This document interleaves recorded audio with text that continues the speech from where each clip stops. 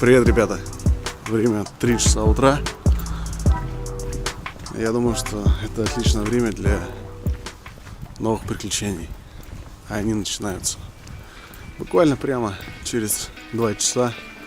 Меня ждет самолет. Я вылетаю в Москву. Оттуда в Стамбул. И дальше в Майами. Мы постараемся пошуметь. Поэтому я открываю свой любимый влог Горжуля. И буду все рассказывать. Пожелать тебе просто удачи.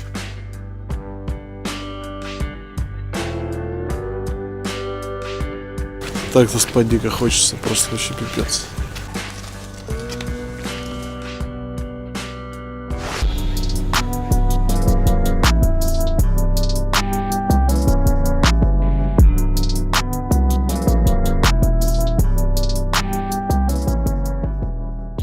У вас сразу же будет вопрос, почему я в шапке. Ну потому что я еще не отошел от России. Ребятки, не отошел.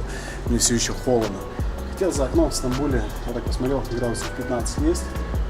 В принципе, можно и здесь остаться. Менять Майами на Стамбул, вы же сами понимаете. Когда я еще увижу такую красоту.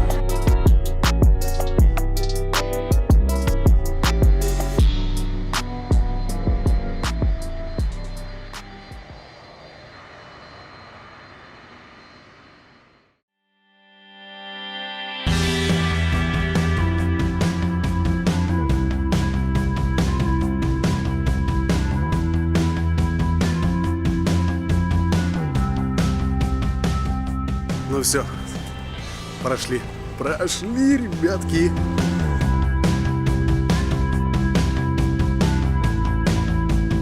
Что-то я устал реально, подустал. Изматывающая поездка, полет. Ну, действительно, 12 часов перенести, притом я сидел посередке. Как говорится, не встать, ни на шпагат не сесть. Это сейчас сам придумал. Весь потный, вонючий, 2 дня не и вообще не мылся ни разу. Так, ну что, первые кайфушки, давайте будем пробовать. Настоящая американская кола.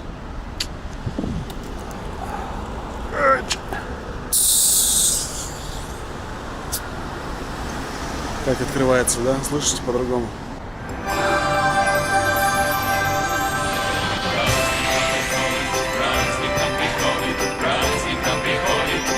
Божественно, так же, как и в России.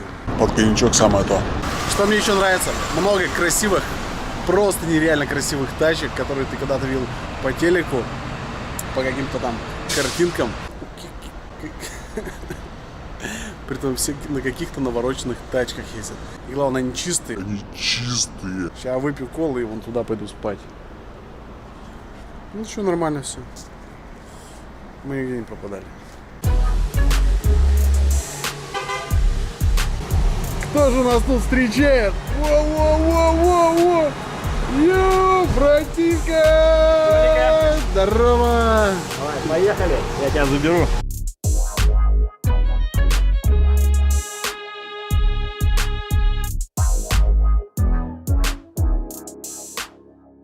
Я прилетел, меня встретил Артемка. Сейчас он там моется, смывает краску. Ну, понятное дело.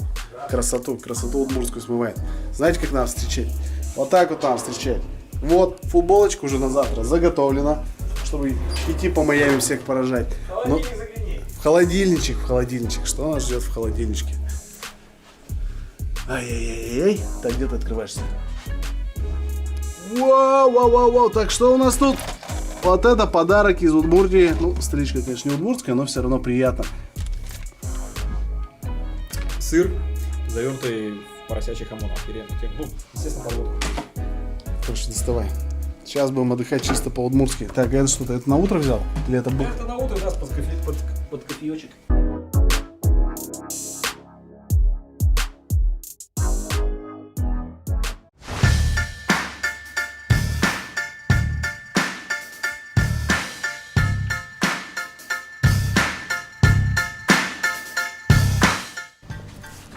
Ну вот наш второй день. Сейчас выйдем, посмотрим, как же тут. Блядь, здесь тепло. Вот она. Американская мечта. И дышится как-то по-другому. Мы решили тут Что? Собакам нельзя? No loitering. Не ошибаться, то есть вот так вот А. стоять. Типа, чувак, да, что-то там тебе там запрещено. Понятно. Пойдем отведаем бургеров местных.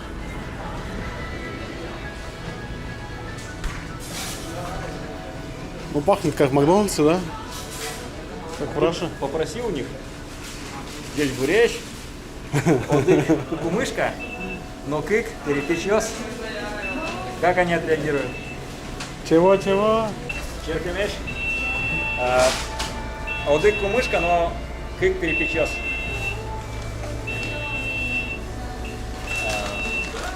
Как правильно сказать мороженое? Айскрим. Айскрим. Что, ребятки, взяли кофеек в Маке. Кофик такой же, как и в Раше. Бургеры такие же вкусные. Но погода здесь намного Сейчас с Артемкой у нас план. Мы едем смотреть океан. Настоящий, большой, американский океан. Атлантический. Ну, то он разбирается. Как бы я-то нет, я так Есть чуть буквально. океан здесь. Тоже рядышком где-то. 4000 миль на запад, да, будет Тихий океан. У нас настроение отличное. Тачка у нас заряжена. Смотрите, у нас Ford, ёптель, Ford. Знаете, зачем у нас там такой большой багажник? Так потому что мы будем там перевозить что? Правильно, девочек, алкоголь. Ну и, конечно же, запрещеночку. И все это для того, чтобы показать вам, как здесь живут удмурты. Поехали!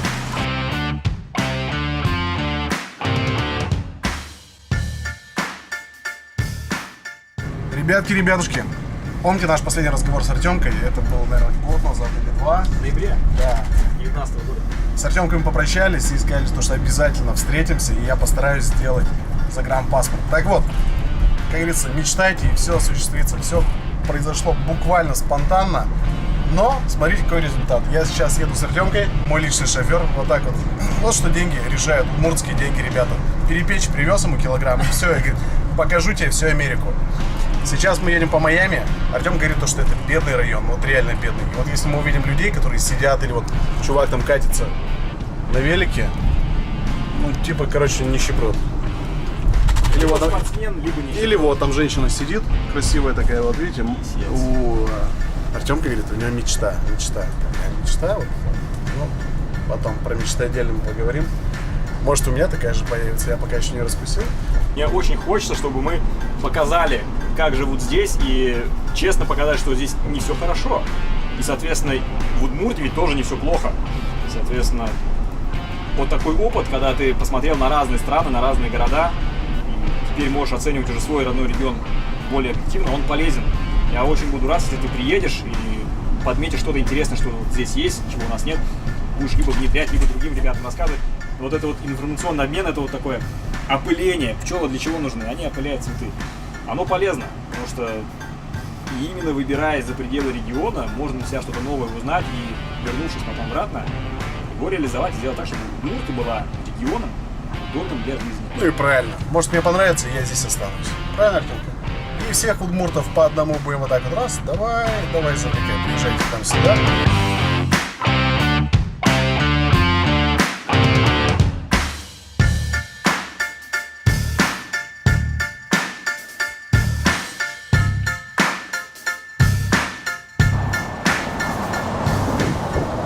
Ну, короче, все вот эти знаменитые там Майами-Бич, там все... Я что, в говно наступил, что ли?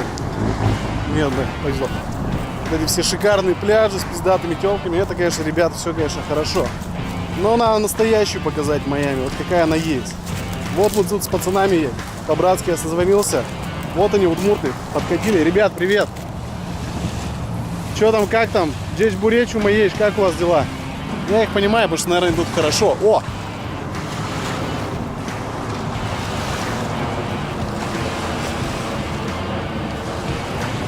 Вот так вот, в Майами. Смотрите, что прям шикарно. Просто на берегу, на трассе вышли, чтобы подснять немного контента. А тут водичка-то шикарная, смотрите, просто прозрачная такая. Но это не означает, что они туда ничего не выкидывают. Мусора и так хватает. Вот этот чувак там что-то нашел сейчас. Вот, смотрите, сколько мусора. Вот там сколько мусора. Но вода-то чистая. Артем, это что, ракушки, что ли? Это, скорее всего, кокосы. Это эти, Что это? кокос. Кокос? Дерево, кокос. Что, есть можно? Ну, дырку можно просверлить и будет кокосовое молоко. Но этим никто не занимается, все покупают готовое кокосовое молоко. А ну, чуваки, давайте пока там.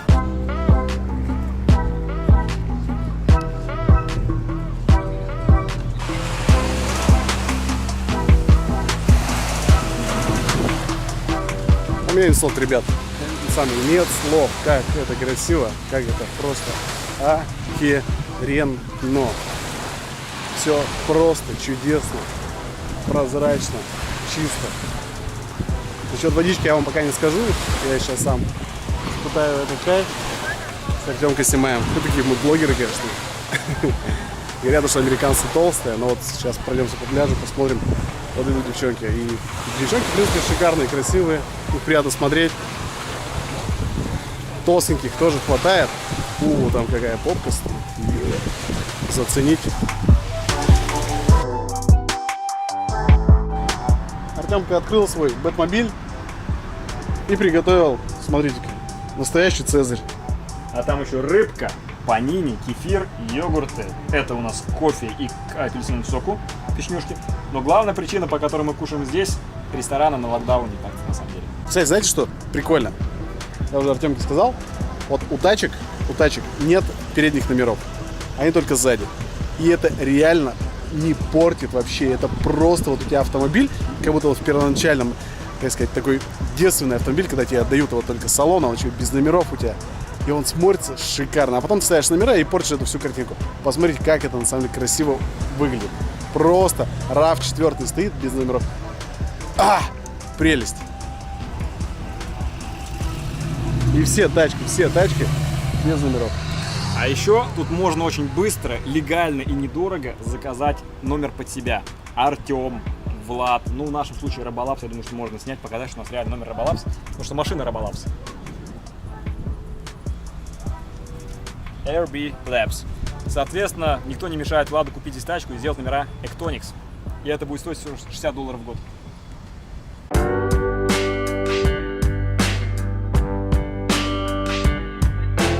Мы поехали искать отель, поесть, поспать надо иногда. Ну и так же, как и в России, пандемия никого не обошла стороной. Давайте посмотрим кафешки. Хотели посидеть где-нибудь. Кафешки-то открыты, но там никто не сидит. Вот смотрите даже. Оп. Барберы работают. Вот кафешка. Разрешено сидеть только на улице. Белизна здесь не меньше, чем у нас, ребят. Нельзя назвать черного негром, нельзя назвать толстого толстым и так далее. Слышь, толстый!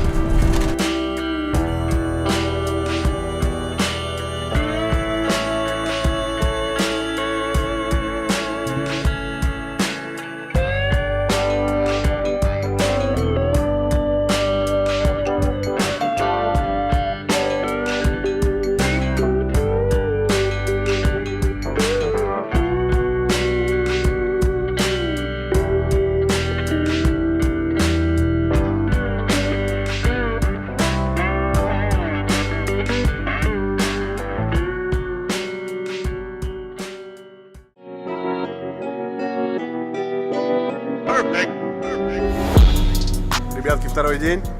Смотрите, я уже приоделся. Вот так вот. Приехал, ну, практически как бомж. Шмотки все зимние оставил в Москве. Взял 2 футболки, шорты, трусов дофигища, носков. Вон, филы. Типа настоящие, проверим. Это настоящий фидер. Тут с контрафактом очень сильно борются, поэтому я все, что одет, это брендовые шмотки. Made in China или Бангладеш. Я уже посмотрел все, но зато фирменный Бангладеш. Короче, мы решили второй день еще покайфовать, пока мы здесь в Майами. Мы сняли отель на очень узкой косе, она составляет буквально 300 метров в ширину. С одной стороны косы это лагуна для яхт, а с другой стороны косы, куда мы идем, это бесконечные пляжи. Соответственно, из-за того, что здесь очень узкое место, здесь нет высотных зданий, все отели такие крохотные, маленькие, лайтовые. И, честно говоря, я иногда думаю, а в шторм здесь что происходит, потому что тут волна может запросто перехлестнуть всю эту косу целиком. Да. Вот смотрите, вот там океан, и вот там океан, чтобы вы понимали. То есть, если пойдет волна, Мы, русские, друг друга не бросаем, но просто разбежимся, как крысы. Правильно? Мы кайфуем второй день, а завтра выдвигаемся.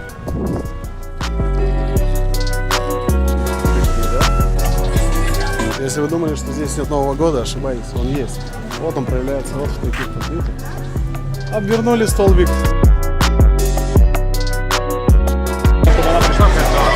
Наш вечер начинается здесь, в Nice кафе. Никс, бар, кафе Никс. Ника. Ника? Кафе, ну, Ник, Николай, Никита. Gracias, gracias. Oh my god. Looks good. Bon appetit. Per favor, per favor. Enjoy. Chiquinita. Enjoy. Так, я не знаю, как ты будешь. Походу дела, тебе придется делиться, братан. А, поделись с тобой, вообще говно вопрос. Так, это что, бургер у меня, что ли?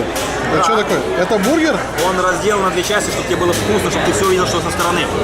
Закрываешь вот этой второй частью и разрываешь себе рот, чувак. Вызывай скорую. Погнали! Разорви себе. Зашивайте, зашивайте ему рот, скорее. Как ваш рот?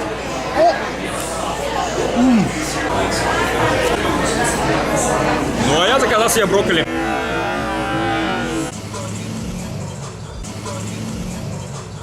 Короче, когда вы катаетесь на своих тачках, таких крутых тачках, да, и думаете, что у вас действительно это отзыв. Посмотрите вот на это.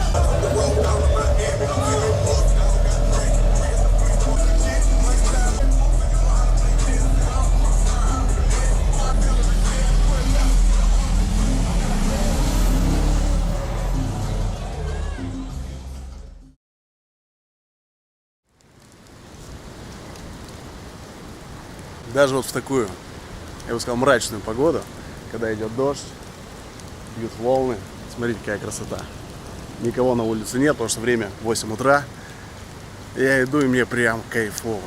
Короче, Артемка меня позвал помочь ему на складе разобраться. Будем здесь заниматься вот такой простой рабочей силой. Купили металл.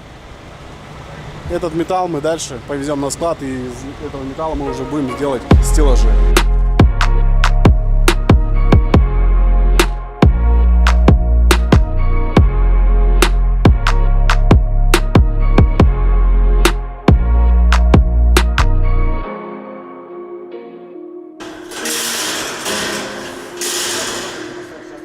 Еще один плюс Америки в том, что здесь производительность труда. Один человек, который может выполнять сразу же много задач.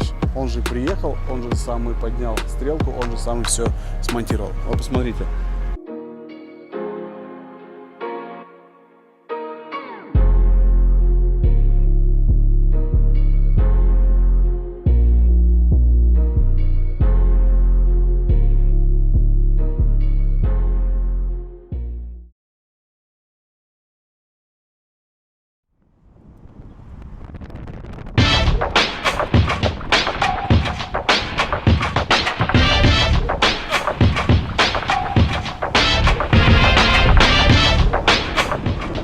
Северная Каролина. Мы решили встретиться в парке, недалеко от его дома, собственно, как раз сейчас с ним едем навстречу.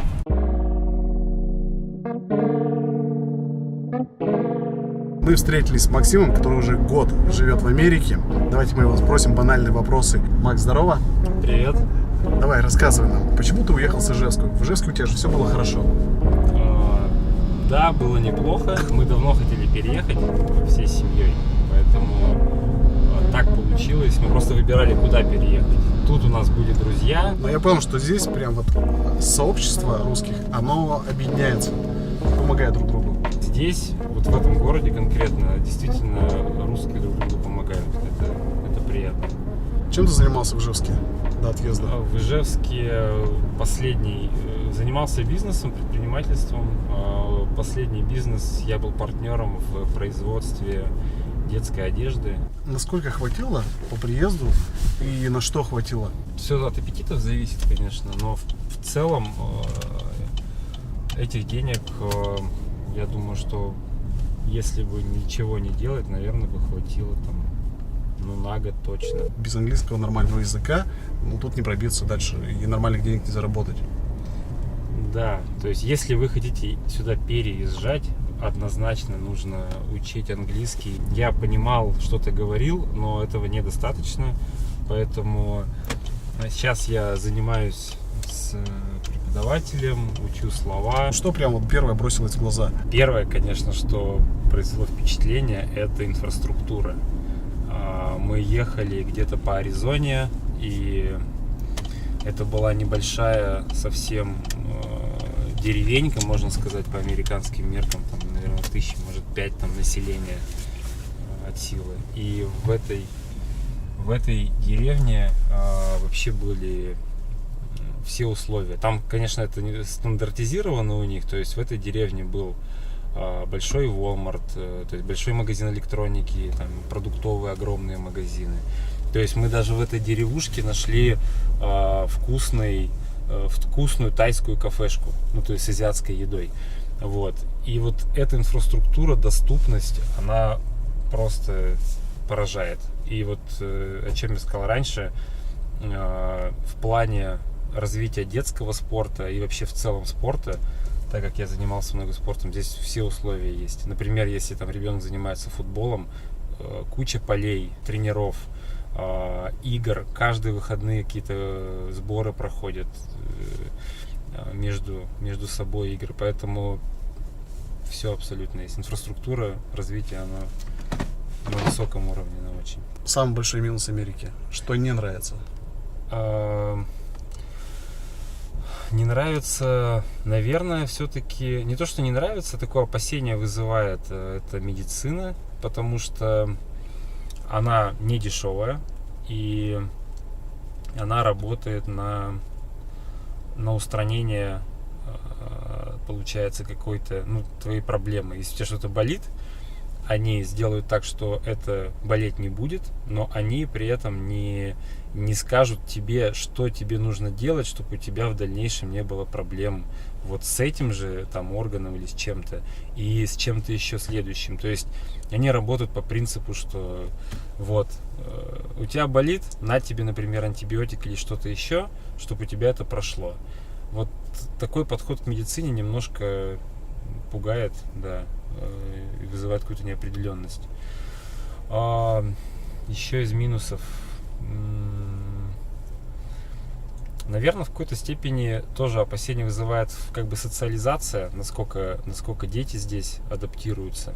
Потому что, в принципе, они уже адаптируются, но все равно вот очень много национальностей, людей из разных стран, и как с ними. Потому что чувствуется вот эта такая клановость, что ребята из Индии, они отдельно, японцы, китайцы, как-то азиаты тоже отдельно, вот. Хотя, в принципе, мы вот общаемся там с одними, которые знают русский, на удивление. В общем, веселые ребята. Артем мне еще рассказывает то, что здесь завести дружбу, если все, как называют, это пластмассовая страна. С виду все улыбаются, все приветливые, все счастливые, спрашивают, как у тебя дела. Но по факту, как бы никто тебя там не запускает в душу, и с кем-то прям серьезно поговорить о чем-то так не получается. У меня еще не было тут, не появились такие прям американские друзья, с кем я пытался поговорить по душам, поэтому не могу сказать. Они не будут тебе рассказывать, какие у них проблемы, как бы, вот. Конечно же, hi, how are you, это просто, то есть how are you, это по сути привет. На этот вопрос можно не отвечать, если ты не хочешь на него отвечать. И если ты начнешь на него отвечать развернуто, вдруг тебе скажут: чувак, извини, у меня времени нет, и я как бы это побежал в другой раз.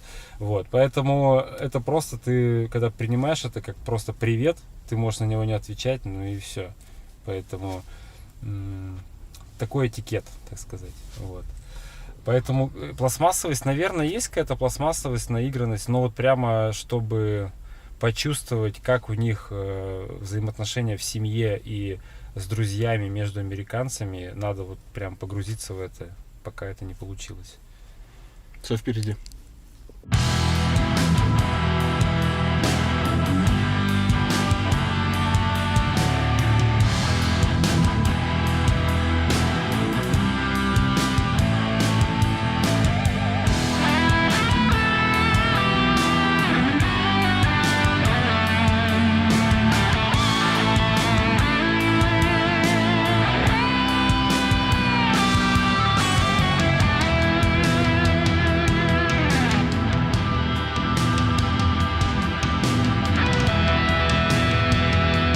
Тёмыч, ты куда нас привез?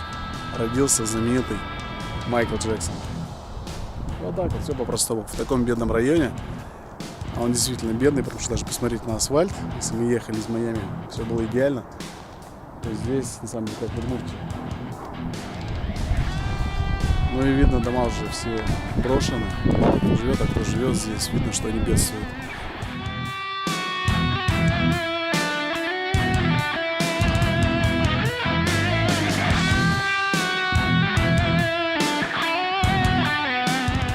Это мы в деревне Петушки. Смотрите, какое здесь умиротворение. Туристическая деревня. Туда приплывают пароходы. И это главная у них улица, как наша центральная площадь. Сейчас не сезон. Сезон начинается с апреля и по сентябрь. А местные жители разъезжаются. Тут прям можно снимать фильм ужасов. Смотрите.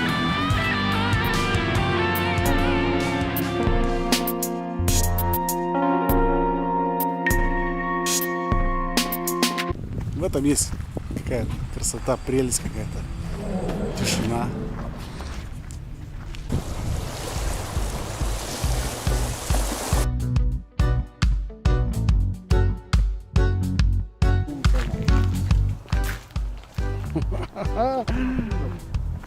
Время полетай. На переднее сиденье.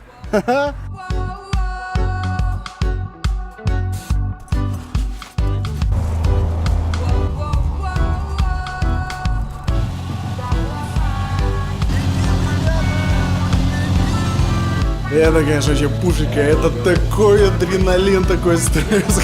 Когда он поднимался, опускался, я бы без яиц стал, честно. Вещь. Что? Не пожалеешь, что приехал? У меня все еще стресс, короче. Первый раз в жизни. Не, я понял, что я трус в очередной раз, короче. Летать это не мое. Ну что, обратно вернулись мы на юг, потихоньку возвращаемся. Возвращаемся с севера. Погодка меняется, притом с каждой милей, с каждой, я бы сказал, мы проехали 2000 миль, значит, проехали 200 миль, и реально все меняется. Вот так вот все начинается обратно зеленеть. Ну, небольшой снежочек идет, но чем ближе к югу, вы же понимаете, ближе песочек и солнышко. Едем дальше.